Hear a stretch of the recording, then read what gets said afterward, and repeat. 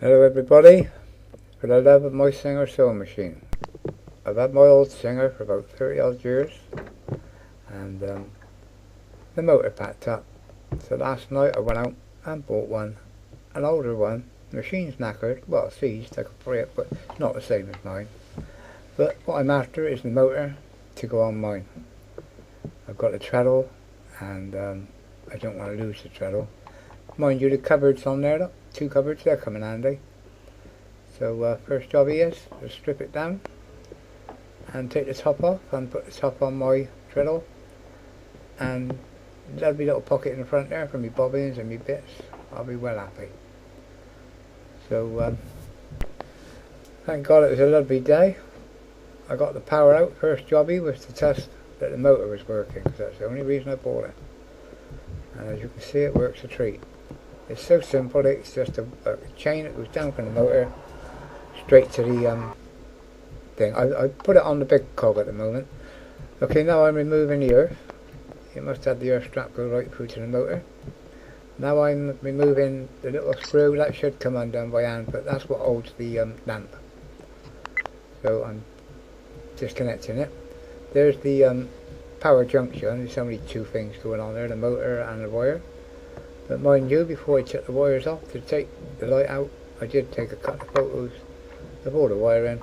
I never gamble. So if they ever get confused, you've got a picture to rely on to wire it back up. Okay, simple, but play safe, take a couple of pictures. Okay, now to remove the motor. 2 nuts and bolts holding the motor on. 5-minute job, out with the pliers, bang bang, off comes the motor. So I'm using pliers because I'm too lazy to go and get a spanner. Okay, that's the motor and all the wiring off and the light. How can I go wrong with a lovely little motor? I've only ever used the small motors on my Singer before, so over the years I've got about 4 of them. Yeah, there's the cupboards. One cupboard is naff. I'm going to sling it, and the one that's good I should put on the right hand side of my sewing machine. Okay, I've took the front one off. Keep all its bits in the box with it. When I do things, I do everything by a code. I keep all the screws in the same screw holes. It's just something I do, because when you tighten a thread up, believe it or not, it actually alters the thread. So one nut that's been over tightened ain't going to fit with another one that wasn't over tightened. Right, now to take the leg off and the boxes off. That's it's treadle, but it's disconnected because the motor is on there, but that'll be slow, I don't need it.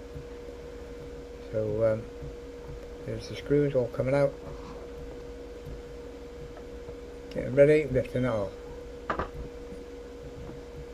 That bit now will be slow, but the wood will be burnt in the barbecue area and the trestle will be took for scrap. Here's the bit I'm after, the work surface. It's in a state, but a quick clean up and it'll be okay. Right, there's mine. When I got the machine separate from the treadle. I got the treadle out of the scrap and checked it and reconditioned it, which was simple. I'm just showing you there the belts I make out of rope and melt them together.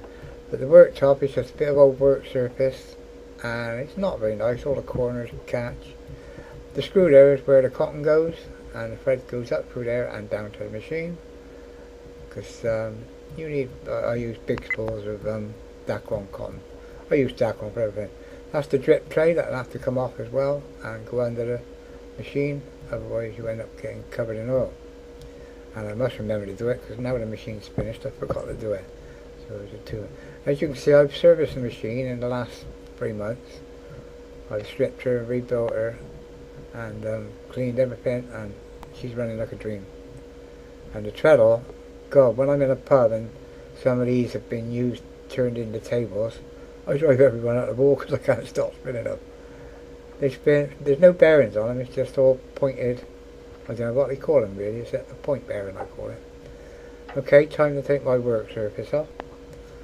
So while you want watching, I did that. And while I was doing that, got alive, it's winter, but I was so hot you wouldn't believe it. I had to take the jumper off, and the rest of the day I worked in just my shirt. Okay, there's the belt that I made to go on the treadle. I'll keep that bit of string, bit of rope, because it's the only bit of rope of that size I got, to make a smaller belt when I finished. There's the surface. Now I'm putting the work surface on. and the next job now would be to line it up. So I was a bit confused. I kept moving the machine backwards and forwards. I forgot as I'm moving it backwards and forwards, I had the motor on there, and the motor was moving, and of course the other two, the machine was moving with it, and I was wondering why I was getting crazy results. But because I don't work much now, my brain needs to think a little bit. But there's the machine. She's a lovely machine. I've got to change these 2-inch fixings. That's so you can rock the machine over or fold it down and tuck it away.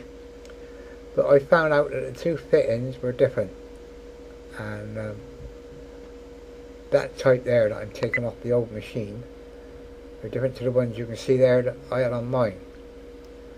So I started to go through the process of putting them on my machine, my own ones. But then I soon found out there was a different size, so I needed to drill these out to make those fit. As you can see, it was the size was slightly different, so I drilled them out. Those are fitting. That's the old ones off of that original machine. I eventually took them in, the 2 bits. They got them fitting. I drilled them out.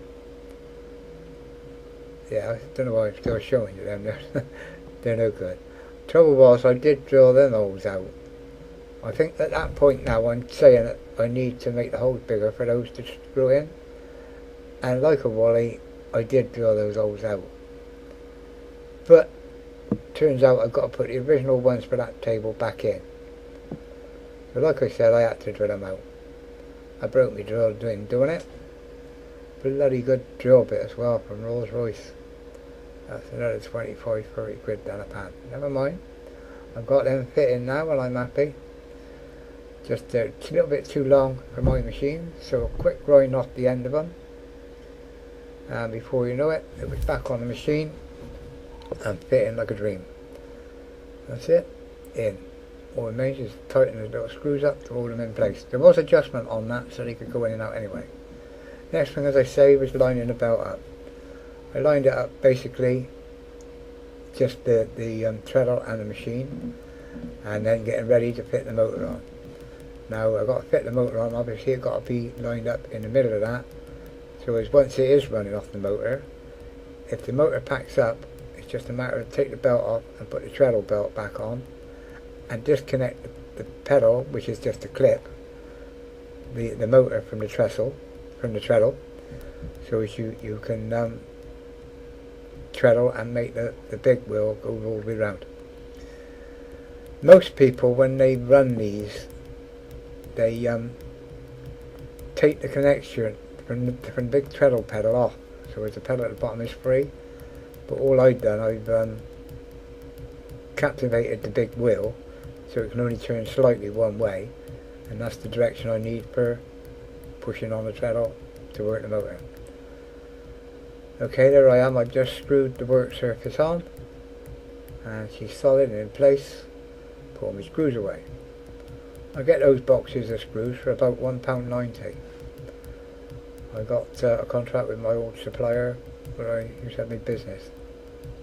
Okay, there's the 2 belts I tried making, and this machine I couldn't figure out how to get the belt on, but I soon realised I can drop the machine under and then tighten it by lifting the machine back up. But in the end I used a little bit of climbing rope, as I've just showed you, and it is working like a dream. And when I go to full throttle, as I call it, I don't get no clutch slip, rope slip. So that's working fantastic. I did test it. I ran about 8 pieces of cloth through. Time to put the little shelves in. That was another one I come unstuck because of the length of it.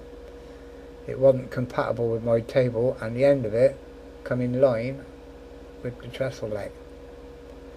So for me, cut it in half. And it's done by magic. There it is, cut in half. Now take the other bit I cut off to cut the end off. Bit of glue now, cut the pins, bang bang, pop pop, beat the wrist, there he goes. I don't piss about with nothing. Everything's done, slap bang, wallop crash. It's the old saying, as long as it's put together and it's working, it's in perfect condition, that's me. You've heard the old saying back in the 60s, when we used to do the old cars up? Chrome, don't get your own. Well, that's me. I had a lot of chrome on my cars, mine, when I was younger. Okay, there's the fitting now to go on. And once the glue's dry on the other bit, I can put it on. But in the meantime, I'll give the surface a quick sand down. I'm not worried about getting it pristine, because this old machine just stays in my garage. And all I'm worried about is any rough edges, and especially on the left hand side, so the cloth don't snatch. But there she is, a bit tidy now. And it's waste of time dusting the trestles off, the mechanism on the bottom, because she's just going to sit in my garage for the next God knows how long. I've had her 30 years.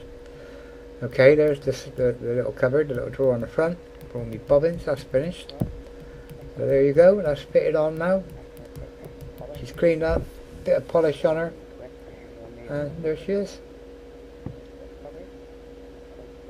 In the past, all my cotton strings, bobbins, all my feet adapters have all just been loose in a little tub. But now I've got somewhere to keep her. Anyway, I thought I was finished, but there she is. She's working like a dream. God, I love this old machine. I was excited at the moment when she was playing up. I had to strip her down, but I've got her working fantastic now. I get Dacron online. I get great big reels. You'll see the size of the reels I get in a minute. Dacron, £2.45 or £2.48, sorry. And there's a light. My light never worked on the other one. But there you go. It's a waste of time cleaning that up because it's only going to be covered in dust. But she'll sit in my garage now waiting for work. The next job she'll be doing, I'm going to make another windsock, a white one. Because the one I made in the maroon didn't show up very well when I was in the air looking down at my van. There's the machine. The machine's in bloody good nick. There's the size of Dacron thread I get. That sits there. The little piece of copper tube in there is just to feed the wire onto the machine. Wire. The cotton, Dacron. There you go. As I said, I thought I'd finished, but then I remembered I give the old top, the dust cover, keep the old machine. I have oiled the machine as well since. I've had the oil come, and now she sits there in that cupboard. Next job is to tidy the garage up, get the gliders out the front for a couple of weeks, covered up, all watertight, plenty of ventilation, and I've got to get my van in here, get that ready for next MOT. And then I've got another van out on the front I think I'm doing up. Anyway, thanks for watching, folks. For the love of my old Singer, I'd hate to be without it. Cheers, guys. Thanks for watching.